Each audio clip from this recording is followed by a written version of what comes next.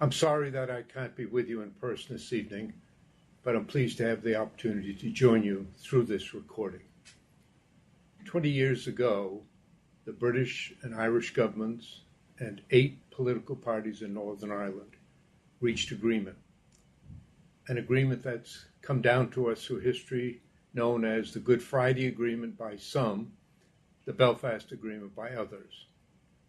Whatever one feels about the agreement, it was, as I described it when I announced it on that evening 20 years ago in Northern Ireland, an historic achievement.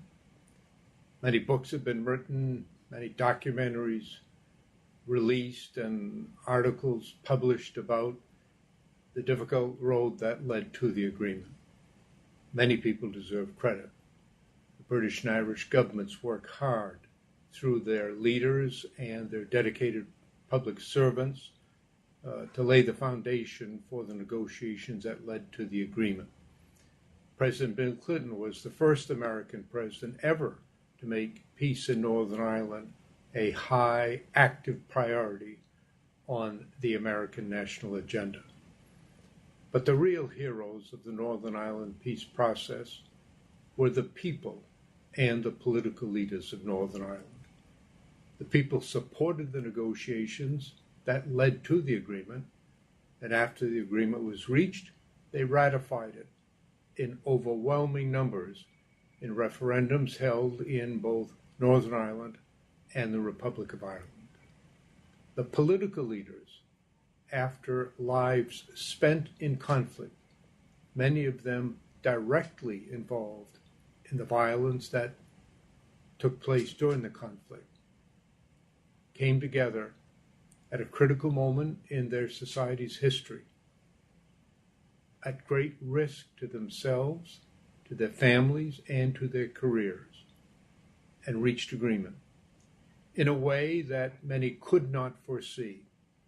Indeed, just a week before the agreement was reached, newspapers in Northern Ireland published the results of an opinion poll which reported that 83% of the people felt that no agreement could be reached. Only 7% thought an agreement was possible. 10% had no opinion. And yet, they reached that agreement. For that, they deserve enormous credit. For some of them, their political careers came to an almost immediate end. Their parties suffered grievously as a result of their taking these dramatic steps for peace. But history will recognize the great role that they played. I was pleased to have been able to play a part in that effort, however small, and I'm thankful to President Clinton for first asking me to go to Northern Ireland. When he did ask, he said it would be just for a few months. It turned out to be 5 years, during which time I chaired 3 separate but related sets of discussions. They were very difficult, long, repetitious, marked by violence almost throughout, and yet the result was one of the most satisfying events of my life. By itself, the Good Friday Agreement did not create peace or political stability or reconciliation. It made them possible.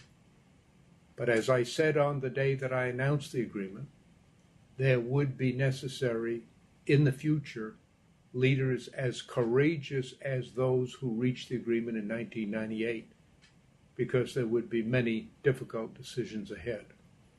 Life is change. That's true of societies as well as individuals, and no agreement can be expected to eliminate all problems for all time in any society.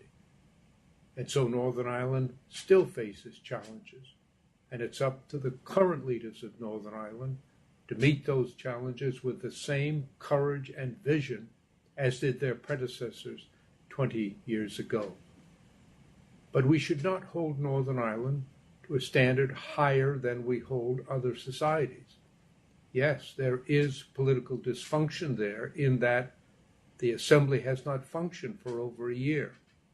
Yes, there remain differences. Yes, it is still a segregated society. but every society has issues and problems. Indeed, when I went to Belfast for the major ceremony on April 10th, just as I got off the plane, I was bombarded with television interviewers, one of whom asked me, why isn't it just terrible, all this political dysfunction and disagreement in Northern Ireland? And I said, well, I just got off the plane from the United States, and I don't think I or any other American is in a position to preach to anyone else about political dysfunction. We have to recognize the reality that difficulties remain in every society and will do so in the future. And the challenge is to meet them as they arise with the same respect for nonviolence, democratic procedures, letting everyone have a say and a fair shake in their society. That's what led to the Good Friday Agreement. That's what, in my judgment, will lead to a just, peaceful, prosperous, democratic future for the people of Northern Ireland. Thank you. Have a great evening.